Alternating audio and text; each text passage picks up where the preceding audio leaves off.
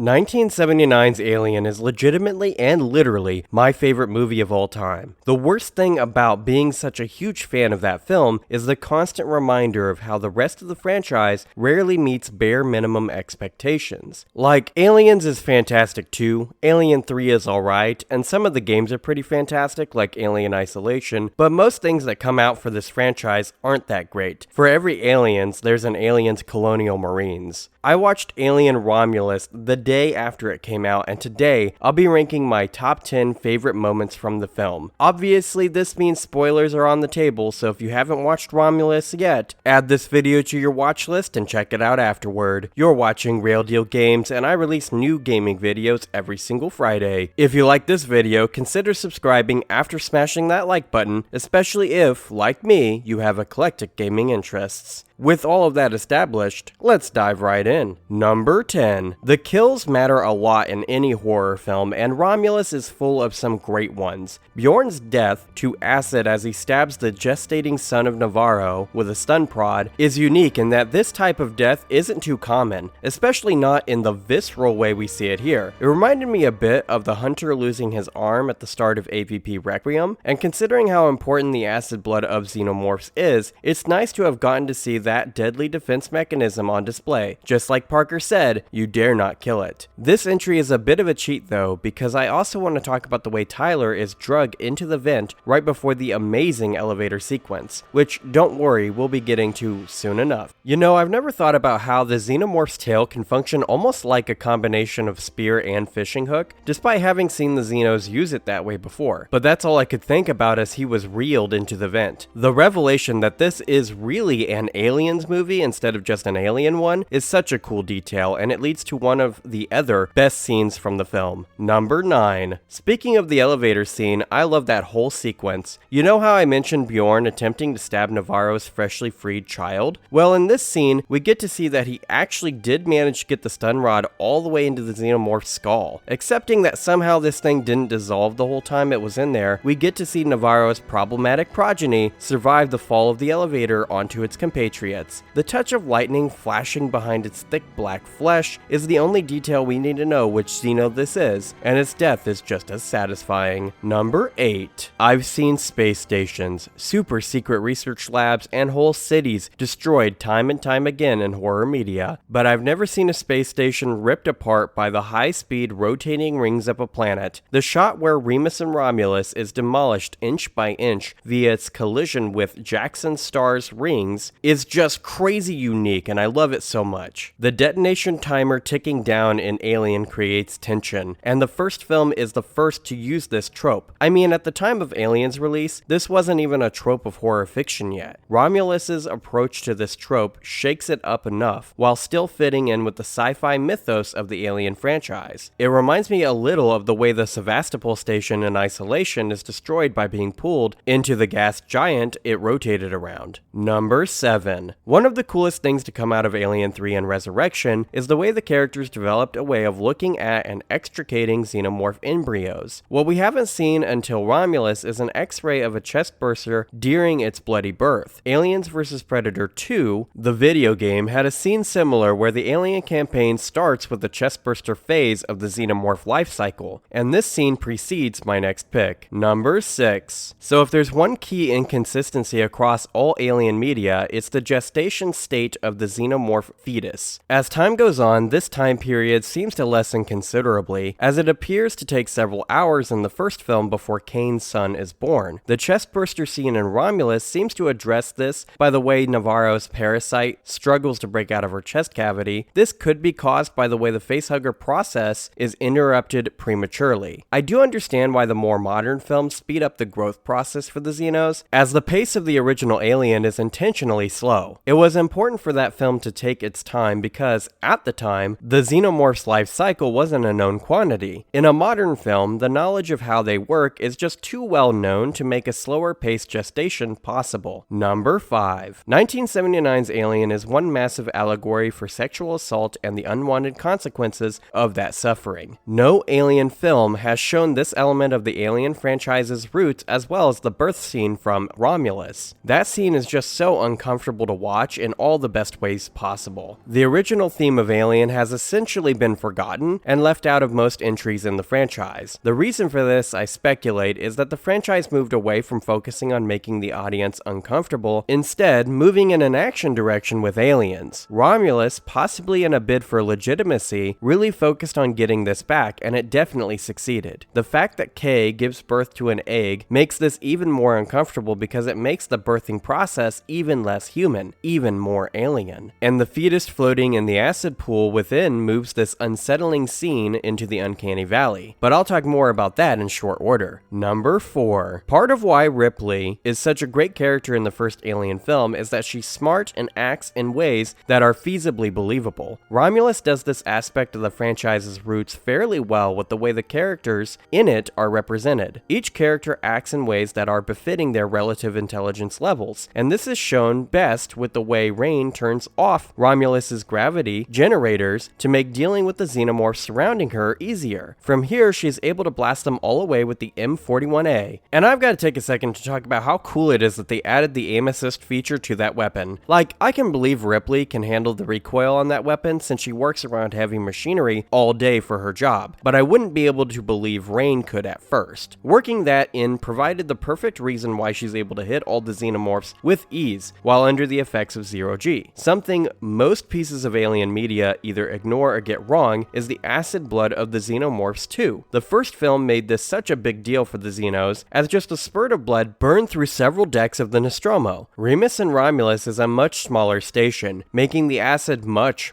more dangerous. I love the way the writers didn't forget about the blood for this scene, as Rain has to float through a sea of the stuff to get to the elevator shaft with Andy, and I love the whole scene so much that an element of it is my next entry on this list too. Number 3. Continuing on from where I left off in the previous entry, at one point she's caught on a one-way track to Dissolution Town, but with a quick bit of thinking, she fires her M41A to dodge, which is absolutely genius. This type of thing happens in the Love, Death, and Robots episode Helping Hand, where the astronaut has to rip off their own frozen hand to use as a propulsion device to redirect her towards her space station. As a side note, there's a nice subtle reference to aliens in this episode. Drop a comment below if you know what I'm talking about. This utilization of gravity and knowledge of friction and inertia is just super cool and doesn't come up enough in films. Number 2. Alien Resurrection isn't a super well-loved film. There's a lot of reasons why, and one of them is that the alien-human hybrid plotline doesn't work super well in a film loaded with 90s era cheesy writing. So it's an impressive feat that Romulus was able to redo this plot point again and make it work. By using the black serum, Kay turns her unborn child into an alien-human hybrid, and the uncanny valley combined with the creepy design of the thing's limbs and movement is what makes it a success over the version in Resurrection. In several ways, the hybrid reminded me of the Orphan of Kos from Bloodborne. It's got the same sort of odd face and contorted proportions. The hybrid's rejection by its mother is what triggers his ire, and this mirrors the hybrid's behavior from Resurrection. There's almost like a melding of emotions and evolutionary perfection by combining humanity with the xenomorphs. And the wormy tongue and shifting skeletal structure of the hybrid is what really seals the deal on this aspect of Romulus over Resurrection. Number 1. And finally, my favorite thing about Romulus is the reasoning it provides for Weyland-Yutani's fascinations with xenomorphs. In many of the films and video games, Weyland-Yutani wants to study the xenomorphs for their bioweapon division, but framing their interest in terms of pushing evolution forward makes the company's ambitions more understandable. The resources of Earth may seem infinite, but they are not. We will run out of resources eventually, and the only place to look for more will be in space, but we won't be able to survive for long amongst the stars without evolutionary changes. Trying to change the human genome to propulse the species into a naturally spacefaring being makes all of the cost associated with their myriad of failed attempts make much